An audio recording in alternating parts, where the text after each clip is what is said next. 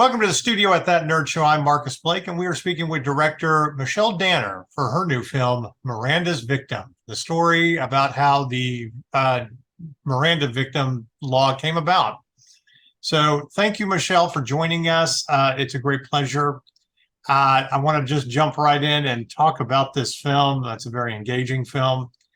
How did this project come to you? I mean, what brought this on for you as a director? They approached me. They had seen my work, my previous work. I had a movie that was playing the festivals called The Runner, which Okay. is out and distributed by Saban Films. And I got an email saying, we have this project. We'd like for you to direct it.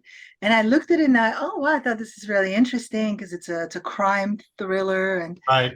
I love those. I've always been addicted, and I've gotten so much slack from my family from watching all of the Datelines in 48 hours. Right. So when it came to me, I was like, oh, they must know something about me, that this fascinates me. And then the next thing that I realized is that this particular story had never been told. Yeah. In my last movie that I shot before that, The Runner, had my first scene is you have the right to remain silent, you have the right to, Right. I was like, but I never questioned, like, how did that come about? And so this is the story of Patricia Weir, a wonderfully courageous young woman who in 1963 sought justice despite, so many obstacles. Yeah. And I thought it was just a fascinating story about justice, and it comes full circle. There's a big twist at the end. People will have to watch the movie Right. to know how justice comes full circle. Right. Well, and it's funny that you mentioned that you didn't know really where that came about and why police officers have to, make everybody aware of their rights. I don't think most people, know that. They just accept it as fact, but there is always that one case that establishes something as law. And her story did happen 60 years ago. So that's, interesting too. Um, so tell me I know that they brought to you this project and stuff, and it's a great drama and like you said, a thriller. How do you feel that you're able to tell this story through a dramatic film versus a documentary per se? Well, yeah, first of all, I was lucky enough to work with an incredible cast of actors, Right. brought this story to life. Listen, I love documentaries and they can be very visceral and they certainly can affect you, just as much as narratives. But you'd first of all, you didn't have the footage of the people involved, so you have to dramatize it, you have to cast it. Right. When Donald Sutherland and Andy Garcia and Kyle MacLachlan, said yes, and then Ryan Phillippe and Luke Wilson, and I mean the cast goes on and on. And Right. at the core of it is the central character, which is played by Abigail Breslin, Yeah. who is a phenomenal young actress, and she's probably been a phenomenal actress since she was in diapers. But at 9 years old, as we all know, she was nominated for that Oscar, and that was not an accident. Right. She she's got an incredible talent. I'm very excited to announce that I'm shooting a movie starting on Sunday here in LA called The Italians, and Oh, she's got a lead part in it, and I'm really excited to collaborate with her again. isn't it It, always great when you find actors that you just work great again and you're like, well, I don't have to worry about the casting for the next project. I've already discovered this great working relationship with people. yes, well, because there's a connection, Yeah. a shorthand, and there's an understanding, and there's a trust. There's a Right. level of trust. So Well, all of those are great things to have together. right. Well, I think you hit the nail on the head earlier too, that, there's just documentaries are great. They, get out a lot of information so that you don't know about, but it's not as always as dramatic as a narrative. And when you have great performances that bring these characters to life. And Abigail was great in this film. Being able to play the victim and then start out innocent, a victim, and then be the strong female woman that she became in the end, especially with kind of a dipshit husband. I have to say that. A wonderful actor, but did not like his character at all. Yes, but it takes great actors to play characters that you It, don't like. it does. It absolutely Josh does. Bowman is one of them. Now, were you involved in the casting, or was that already established before you came to this film? No, no, I casted myself completely from scratch. Okay. A lot of my first choices said yes. My wonderful casting director, Nancy Bishop, who I worked with, made the offers and brought people in, and she's wonderful and, had some great ideas. All right. Well, now I'm intrigued. So, when you're picturing people doing, this movie and everything, especially like the lawyers, so you're saying Andy Garcia and Luke Wilson were kind of first choices. Andy Garcia was a first choice, yes. Donald Sutherland was a first choice. Josh Bowman was a first choice. Abigail Breslin was the first choice. I looked at a lot of other pictures and then I saw her picture and I went, that's it. She's the one. She's a real actress. Right. So I was lucky enough. Miranda, who plays her mother, an extraordinary actress, was my first choice. Yeah. And Enrique Marciano, who I've collaborated with on another movie, who plays Detective Cooley, Yeah. who pushes to bring this to justice. Um, he was my first choice. I mean, I could go on and on. I've been very, very lucky to get the cast from, this incredible cast. I mean, what can I say? Yeah. I absolutely agree. I mean, everybody gave a phenomenal performance, especially Sebastian. I mean, it's not easy coming in and playing someone who thinks of himself as a victim, but he's really the bad guy and stuff. And I think that's kind of another interesting part of the story. Is I think most people don't realize that most people are innocent because Miranda rights aren't read and stuff like that. But he really was guilty. Well, yeah, you have to watch the movie to understand the degree to which he was. Yeah, Um, yes, people don't know. People think Miranda's the victim, and they have no idea what the real story is. And Sebastian, is a phenomenal young actor, and he just worked so hard on this and gives a great performance. He's talent to begin with, um, but he so really expressed himself. what's the I kind of feel like in watching this movie that, I mean, obviously anytime you're dealing with a rape scene, how I think those are always incredibly difficult. How far do you go? And I think there are cases where you can go way too far, you know. But getting beyond that, did you find that the courtroom scenes were kind of difficult to film, or did those just kind of, write themselves or direct themselves because they were all wonderful performances? You know, the rape was always something that I wanted to handle, obviously, very delicately. A lot of people on set were nervous about it, and when the Yeah. time came to shoot it, people walked away, and it was definitely a sensitive Right. scene to shoot. Um, the courtroom, came together. We built that courtroom. It was built for the movie. Um, and when you have great actors, listen, I had an experience that was out of this world shooting this movie. Right.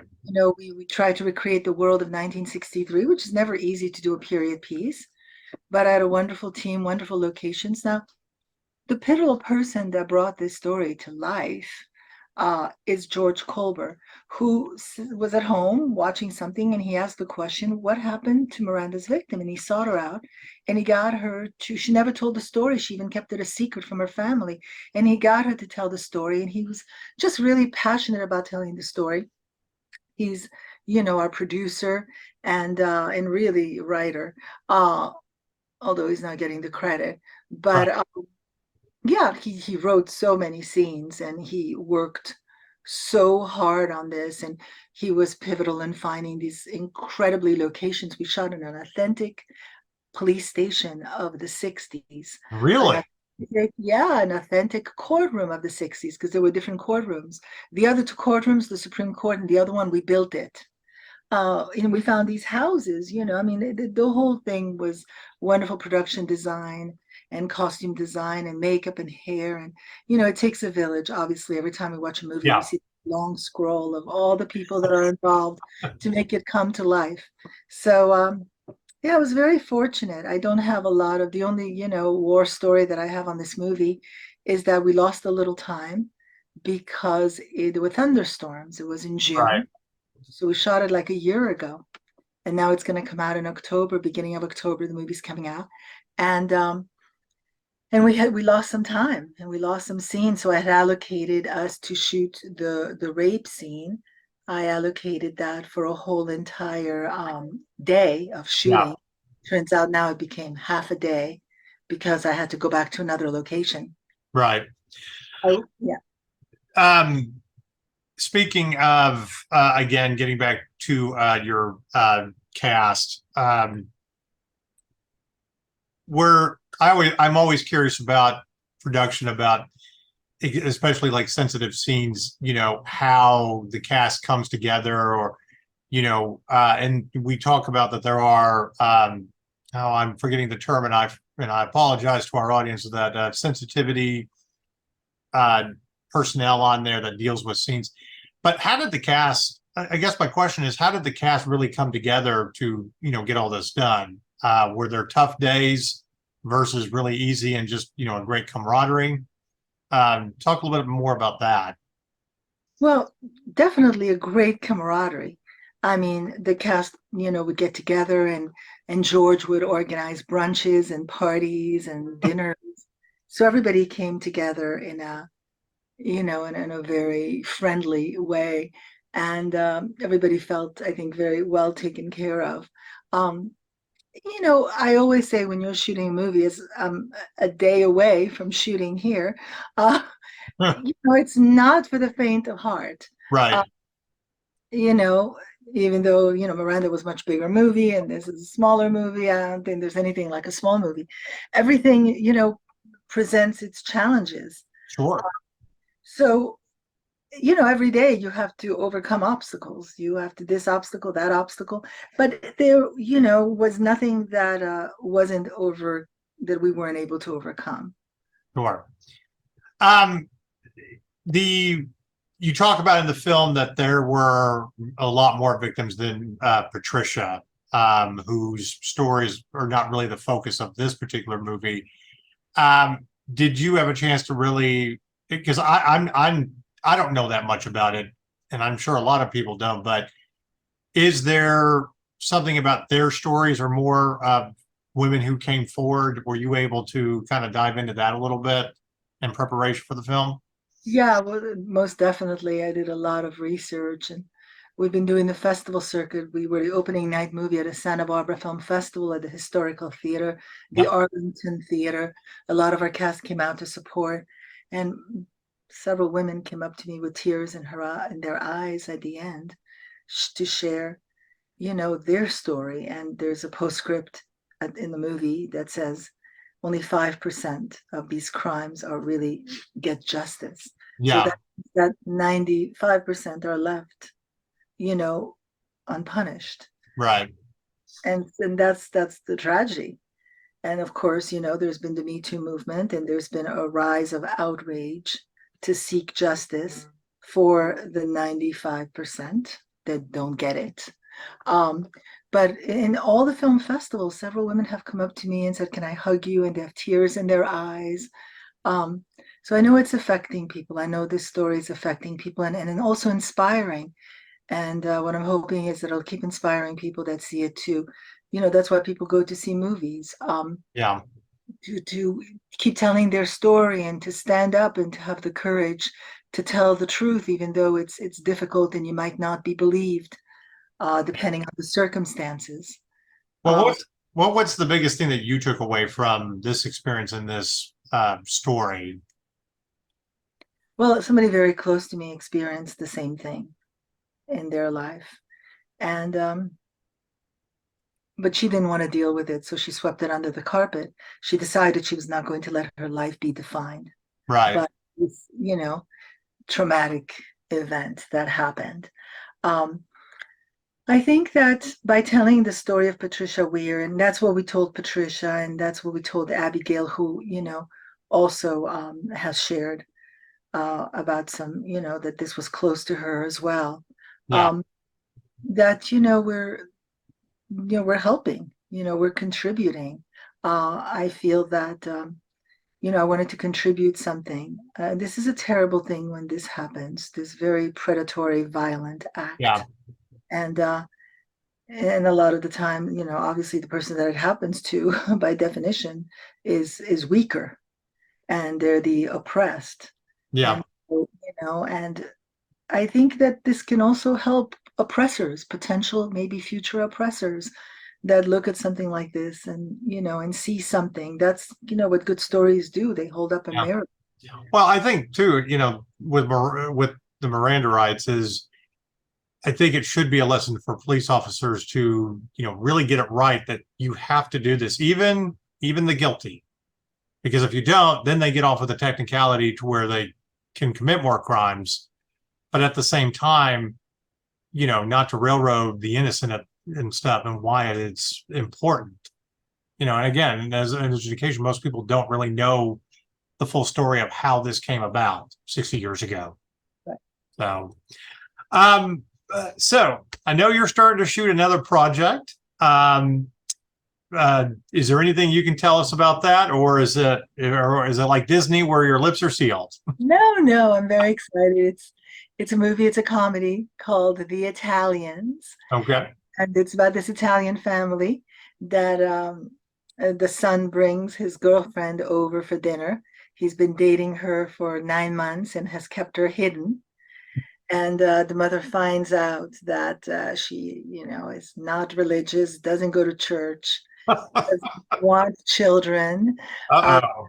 doesn't eat meat, was already married. It's one thing on top of the other. It's an Italian mother, or a lot of mothers' worst nightmares, potentially.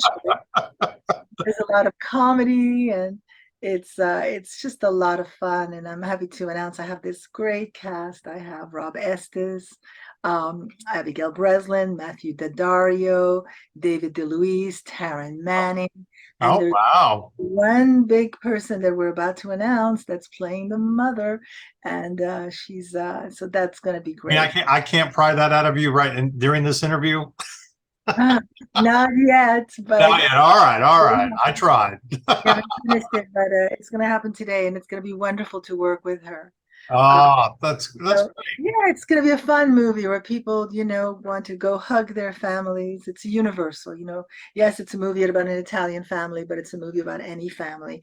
And they don't make these movies anymore. I've been saying this, they just don't. Yeah. And it's a movie where you're going to want to really hug your family, and maybe go and eat a great Italian meal afterwards. Well, you're already making me hungry, but I don't get to cheat until this weekend. So Miranda's Victim, it is actually officially scheduled to be released in theaters in October. Correct. Okay. It's going to be announced next week. All right.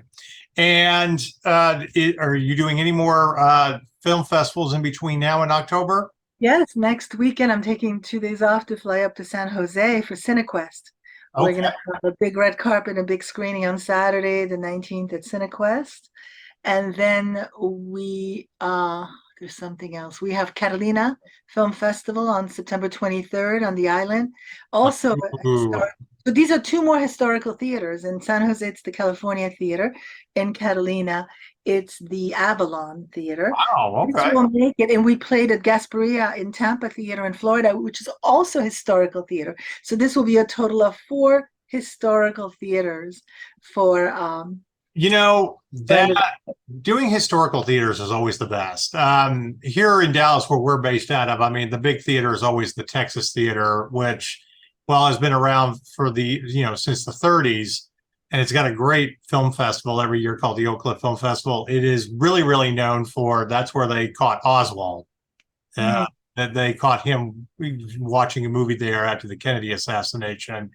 And it's kind of interesting when they do stuff like, they will actually show you like, oh yeah, he was over here and stuff like that. But it's still one of the best theaters to see stuff. They really do great 35 millimeter print, 70 millimeter. I know they did Oppenheimer. So when you get those classic theaters, I mean, the way that it was meant to be, Yeah, nothing against, I know IMAX is cool for a Mission Impossible movie, but there's just some movies that are meant to be seen in a classic theater, especially a period piece. absolutely. And to be able to see it with a lot of people around you, especially after we went, through the COVID phase, uh, pandemic, it's just you can't, you really appreciate it on a deeper level. So playing these historical theaters has been just great. And I was just in Europe, in Italy. We were won for best movie at the Ischia Film Festival. We won also in Houston a few months ago at World Fest, the Grand Remy for best feature. And we've been winning other, we this weekend it's playing. Unfortunately, can't go because we're shooting, but it's playing at Flickers, Rhode Island, which is a great. Oh, okay. Yeah, great Yeah, location. Yeah. it's getting, it's getting its festival run. Well, I can't wait for it to get released and more people a chance to get to see it. Like I said, we thoroughly enjoyed it, and the cast was phenomenal. Being from Dallas, everybody knows the Wilsons because Luke, Owen, and Andrew are all from here, Yes, and and how good is he in the movie? I mean, oh, how he's great. It's it's great to see him kind of come full circle, for those of us that grew up and were really introduced in, him and Owen's first film, Bottle Rocket, to see where they are now and where Luke is, you see him as this older statesman and, great lawyer and stuff. But a phenomenal actor. And again, I agree about the cast. Couldn't have picked anybody better. So we come to our famous nerdy question. It's the last question that we like to ask all of our filmmakers, only unique to us. So, and I like to always say that it's the one you're never prepared for. So here you go.